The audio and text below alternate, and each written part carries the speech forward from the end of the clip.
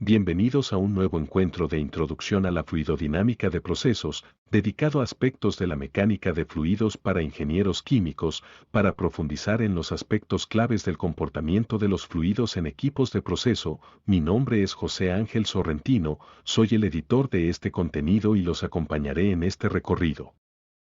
El aspecto que veremos en esta oportunidad corresponde al tema, análisis de los flujos, y en particular, estudiaremos los contenidos asociados a los principios de conservación, con énfasis en el teorema del transporte de Reynolds.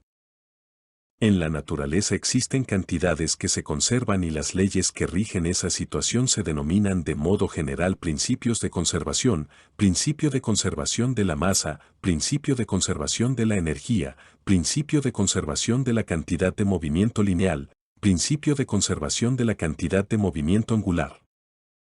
La primera idea de que hay cantidades que se conservan no aparece en la mecánica de fluidos sino en la mecánica tradicional. El objeto de estudio eran los cuerpos, y los cuerpos típicamente tienen masa constante. Comencemos con la masa, parece obvio, y en realidad lo es, pero vamos a decir que un cuerpo cuya cinemática y dinámica van a ser analizadas, tiene masa constante, vamos a matematizar esto, si me permiten la expresión, y diremos que la derivada temporal de la masa del sistema es cero, porque un cuerpo de masa constante es un sistema. ¿Qué pasa con la energía? El cambio de energía en un cuerpo, sistema, equivale a la suma de calor y trabajo netos. En forma matemática, diremos que la derivada temporal de la energía del sistema es la suma del flujo de calor más el flujo de trabajo. Es importante hacer notar que estamos hablando de la cantidad de energía neta que se añade al cuerpo sea en forma de calor o en forma de trabajo, por lo tanto estas cantidades son positivas si se añaden y negativas si se remueven. Con la cantidad de movimiento la cosa no es tan obvia, y tenemos que irnos momentáneamente a la conocida formulación de la segunda ley de Newton, que relaciona la masa con la fuerza a través de la aceleración. Vamos a pensar que representa la derivada temporal de la cantidad de movimiento del cuerpo, representada por la masa del sistema por su velocidad. Al aplicar las propiedades de la derivada, aparece la derivada temporal de la masa del sistema que es cero. Por lo tanto, la derivada temporal de la cantidad de movimiento del cuerpo es la masa por la derivada de la velocidad, que es la aceleración. Esto nos permite reinterpretar la segunda ley de Newton y decir que la derivada temporal de la cantidad de movimiento del sistema equivale a la suma de fuerzas externas ejercidas sobre el cuerpo. Tenemos tres entidades que se conservan, la masa, la energía y la cantidad de movimiento lineal. Se podría incluir también la cantidad de movimiento angular, pero la dejaremos fuera de este análisis. Definamos B como la entidad genérica y beta como el valor por unidad de masa. Cuando B es la masa, beta es 1, cuando B es la energía, beta es la energía específica y cuando B es la cantidad de movimiento lineal, beta es la velocidad, que, por cierto, es un vector.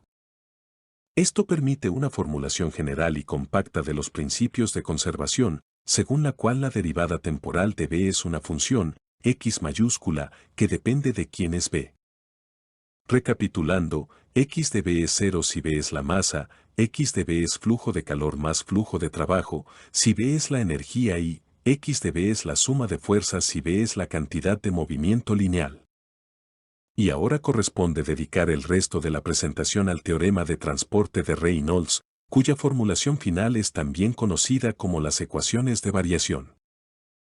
El teorema del transporte de Reynolds fue desarrollado por Osborne Reynolds y publicado por la Sociedad Real de Londres en 1903, bajo el título de la submecánica del universo.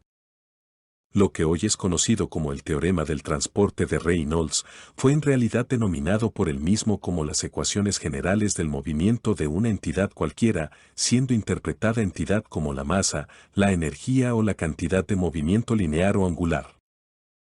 Este desarrollo permite relacionar un principio de conservación formulado para un sistema o una masa constante con ese mismo principio formulado para volúmenes de control.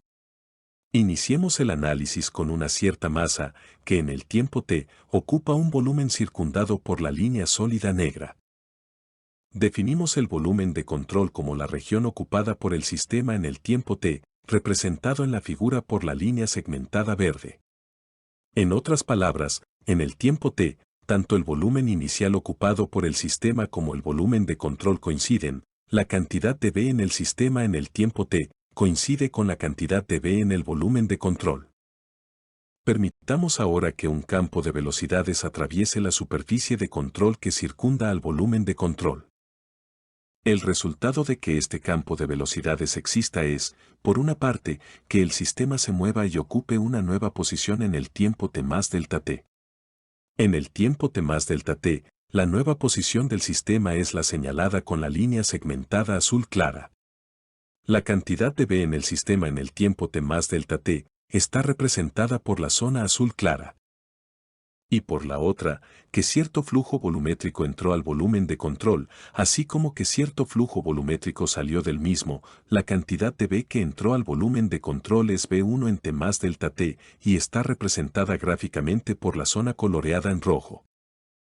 Lo que salió del volumen de control es V2 en T más delta T, representada por la zona coloreada en verde. La cantidad de V en el sistema en el tiempo T más delta T es la cantidad de V en el volumen de control en el tiempo T más delta T, menos la cantidad de V que entra en el volumen de control, más la cantidad de V que sale del volumen de control. Si se resta la segunda expresión de la primera y se divide por el diferencial de tiempo se obtiene la derivada. En resumen, el teorema del transporte de Reynolds postula que el cambio de la cantidad V en el sistema equivale al cambio dentro del volumen de control más el flujo neto de salida de V a través de la superficie de control. Ya vimos al principio de esta presentación que en la formulación general que venimos usando, la variación de V en el sistema, que denominamos X de V, es cero si V es la masa, es flujo de calor más flujo de trabajo, si V es la energía y es la sumatoria de fuerzas, si V es la cantidad de movimiento lineal. Regresemos al cálculo que hicimos del flujo volumétrico del fluido. Por la convención de signos asociada a la orientación del vector normal a la superficie, este flujo es positivo si el ángulo θ es menor de 90 grados, es decir, cuando el flujo sale, mientras que el flujo es negativo si el ángulo θ es mayor de 90 grados, es decir, cuando el flujo entra. Al aplicar esta definición de la variable genérica, V, el flujo de V equivale a multiplicar ρ por beta por el flujo volumétrico. Cuando se examinan las ecuaciones ya vistas a la luz de esta definición se pueden determinar cuáles valores de beta deben usarse cuando la variable genérica sea sustituida por volumen, masa, energía o cantidad de movimiento. De este modo se obtiene que, si beta es el volumen específico, el flujo que se obtiene es el flujo volumétrico, si beta es 1, el flujo que se obtiene es el flujo másico, si beta es la energía específica, el flujo que se obtiene es el flujo de energía, y si beta es la velocidad, el flujo que se obtiene es el flujo de cantidad de movimiento lineal. Aquí podemos ver los términos del teorema del transporte de Reynolds, la acumulación de V en el volumen de control, el flujo neto de salida de V a través de la superficie de control y la variación de V en el sistema.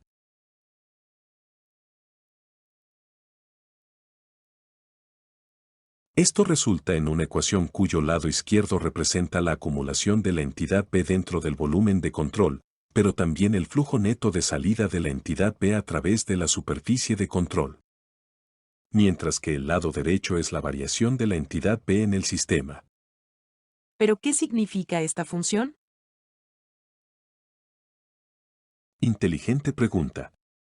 Como vimos en el desarrollo, este término proviene de la formulación para sistemas y es la variación de la entidad V dentro del sistema, vale 0 si V es la masa, vale el flujo neto de entrada de calor y de trabajo, si V es la energía, y vale la suma de las fuerzas externas, si V es la cantidad de movimiento lineal.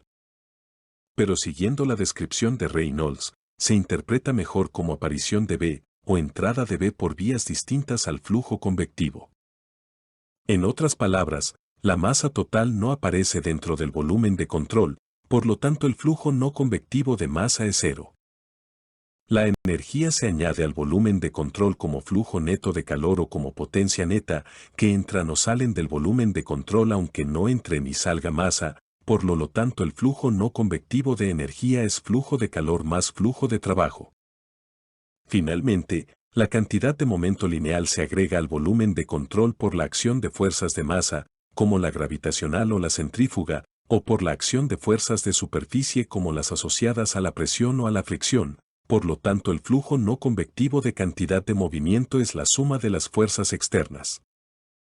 En resumen, el teorema del transporte de Reynolds permite una visión unificada y compacta de los tres principios de conservación más relevantes en la ingeniería química y de procesos. La acumulación de B en el volumen de control más el flujo convectivo neto de salida de B equivale al flujo de B por medios no convectivos. La acumulación de la masa en el volumen de control más el flujo neto convectivo de salida de masa es igual a cero.